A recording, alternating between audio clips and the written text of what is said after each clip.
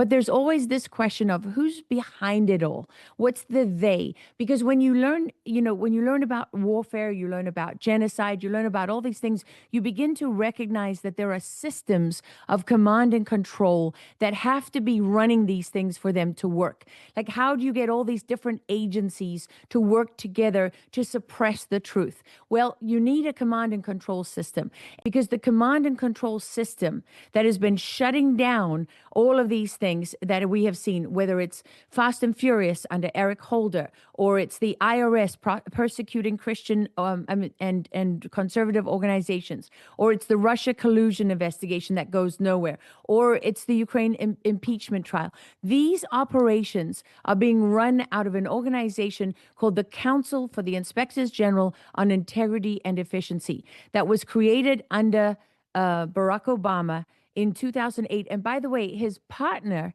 in creating that, in having this brought into law, was none other than Chuck Grassley on the other side of the aisle. And then it was supported, by people on both sides of the aisle. So they created this council, which is in charge of the inspectors general. So what has been happening, a lot of us are asking ourselves, why is there no one that's willing to stand up in the federal government? We do hear about whistleblowers from time to time, but by and large, these people have been able to weaponize these agencies and walk all over the American people and commit crimes against the American people and get away with it. They do things like they have an annual gathering every year.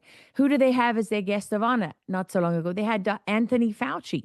Well, what are they doing there? They're sending a message to all of the inspector generals in like the National Institutes of Health, for example, and beyond. Don't touch this guy. He's a made man. He belongs to us.